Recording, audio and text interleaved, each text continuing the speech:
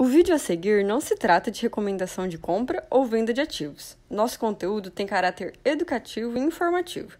Queremos fomentar o debate sobre investimentos e aumentar o número de investidores no Brasil. Mas dá para montar uma carteira só de renda fixa, pensando nesse momento com as altas dos juros? Com certeza, dá sim.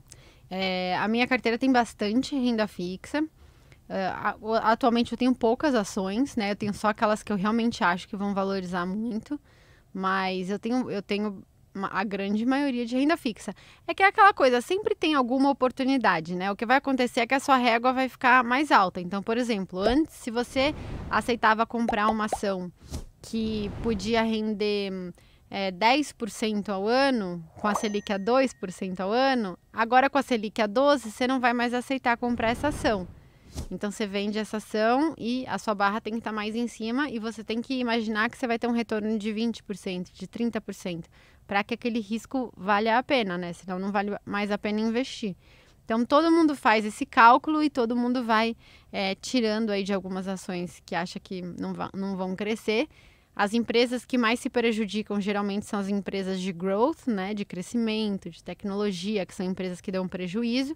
Então, você imagina que elas vão ter um lucro lá na frente, e aí a hora que você traz a valor presente por uma taxa muito mais alta, o valor dessas ações cai. Então, essas são as empresas que vêm sofrendo muito ultimamente, né? Tipo, o Banco Inter, até Pactual sofreu, né? Então, o cenário macroeconômico muda muito o jogo. As pessoas não percebem isso, às vezes elas operam sem considerar o cenário macro, mas ele muda muito o jogo. Não considera por falta de conhecimento, às vezes de buscar a informação certa, né? Agora, com o ano passado, a Selic aumentando, né, em 2021 e agora atingindo patamar de 2 dígitos de novo, a gente viu a renda fixa retomar um posto de protagonismo nos investimentos, mas para 2022 tem essa previsão ainda? O que você enxerga? Eu acho que tem, e eu acho que tem por muito tempo ainda. Eu brinco com os meninos que eu tirei um longo ano sabático, né? Quando a Selic foi para 2, ninguém queria saber de mim, mas agora tá todo mundo me chamando. Mas brincadeiras à parte, assim, acho que sim. A gente tem um cenário, essa semana saiu o IPCA, né? Dado de inflação brasileiro. E apesar do headline, do número mesmo, vir levemente abaixo do esperado, os núcleos vieram muito ruins, mostrando que a inflação está contaminando várias áreas diferentes, né? Principalmente serviços subjacentes, sazonalizado está enorme, assim, está em patamares, acho que maiores que 2014, né? Quando a inflação bateu 10,67. Então, é um cenário muito ruim para a inflação no Brasil.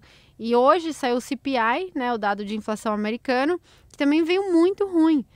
Veio com uma inflação anualizada, acumulada em 12 meses, de 7,5%. Imagina, a gente está reclamando aqui com a nossa inflação de 10, eles estão com 7,5%. Só que a diferença é que eles têm juros de 0%. Né? A gente está com a Selic de 10,75, de 2 dígitos e tal.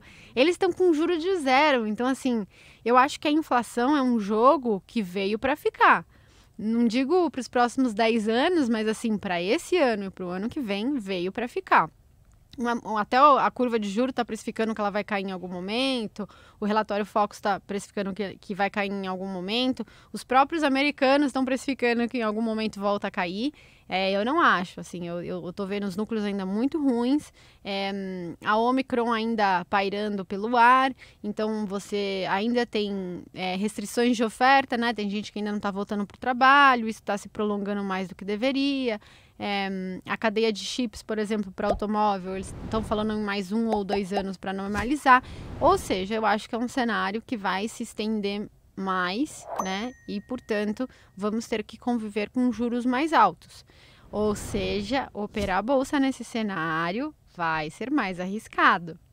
Quem operou bolsa de, sei lá, 1980 para cá, viu um cenário só de queda no juro mundial. Né, constante, 40 anos de queda constante no juro mundial. Imagina, agora você chegou no nível de 0, né, ao redor do mundo e você está subindo.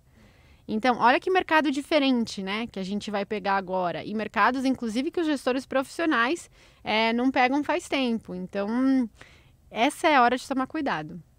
Se você se deu muito bem, já se achou assim o trader, rever a posição, porque você pode ter sido ajudado por uma maré gigante de queda na taxa de juros ao redor do mundo que melhora a bolsa. Pois é, agora atualizamos o nível de dificuldade, então Exato. melhor prestar atenção. O jogo está na fase do chefão agora. Pois é, você passou de fase, boa sorte. Exato. Agora, se a gente olhar para esse cenário, né, dos juros mundiais aumentando e aqui no Brasil também, né, a gente já sabe jogar esse jogo há muito tempo, dos juros altos.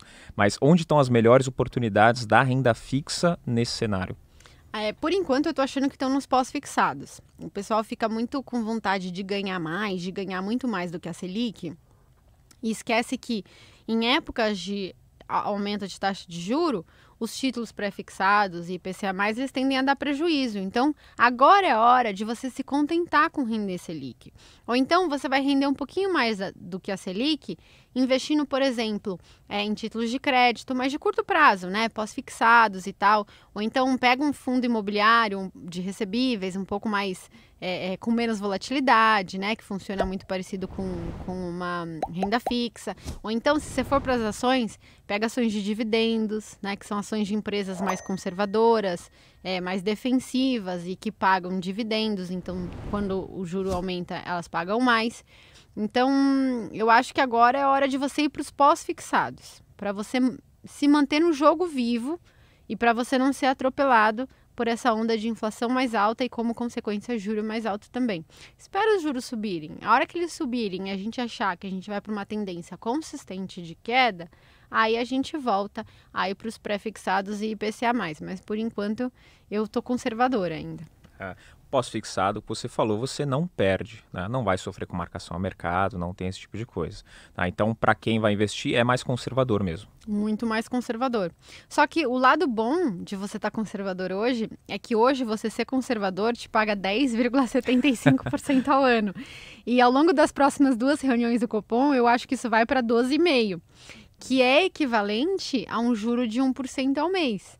Então, assim, você ser conservador tá te pagando 1% ao mês. Por que você vai se aventurar, né? Agora é hora de se aventurar. Em ano de eleição no Brasil, em ano de ciclo de alta do juro americano, agora você vai decidir se aventurar? Eu acho que agora não é uma boa hora.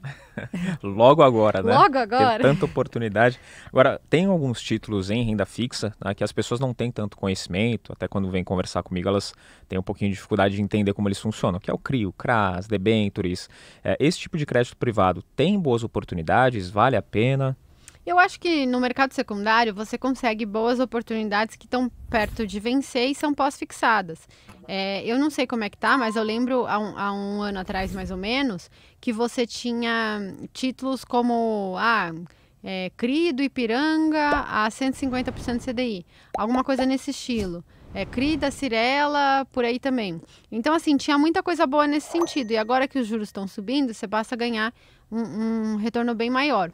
Mas aquela coisa, tem que tomar cuidado. A maioria das emissões de CRIs, CRAS e debêntures são de longuíssimo prazo. E CRIs e CRAS, especialmente, tem muito baixa liquidez. Se você quiser sair depois, você vai tomar um spread, né? Você vai tomar um pedágio aí por querer sair. Então, são títulos bem mais difíceis.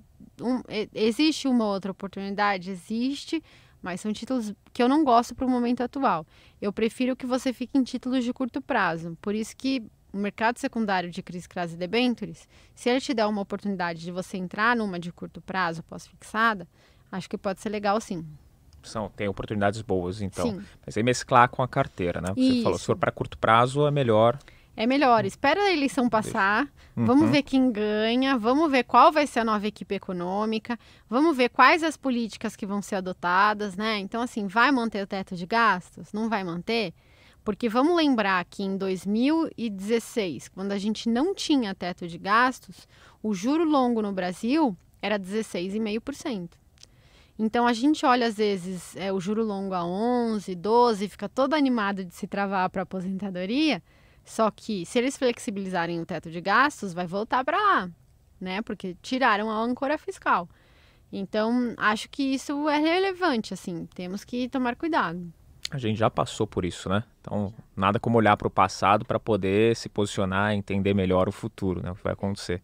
Tá certo. Agora, com a eleição e tudo que está acontecendo no mundo e aqui no Brasil também, quais são os riscos da renda fixa para esse ano?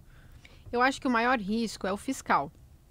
Então, por exemplo, se tivermos mais flexibilizações do teto de gastos, ou mais políticas de isenção de imposto, políticas populistas, né, no sentido de quererem aumentar a popularidade para chegar mais perto da eleição, prejudicando o fiscal, que a gente viu até agora, ou, depois das eleições, políticas como acabar com o teto de gastos ou flexibilizar ainda mais o teto de gastos, acho que esse é o maior risco, porque o mercado ele não perdoa. O mercado quem é, né? No mercado não são pessoas engravatadas muito malvadas, não, somos todos nós, sou eu, você, todo mundo que investe, né? Todo mundo que entra no Tesouro Selic, no Tesouro Direto e compra seus R$100, R$50 de Tesouro Selic. Então, assim, o mercado é muita gente. Na Bolsa, na B3, você tem mais de 3 milhões de CPFs, né? Então, assim, é muita gente. E o que os investidores fazem? Se os investidores acham que aquele governo vai gastar cada vez mais e não vai pagar, ele vai tirar o dinheiro de lá e ele vai investir em alguma coisa mais segura. Então, recentemente, por exemplo, os brasileiros colocaram muito dinheiro em Bitcoin e em investimentos internacionais, porque eles estão com medo das eleições, o que vai acontecer, se vai se manter o teto, se não vai, como é que os governos vão ter responsabilidade fiscal.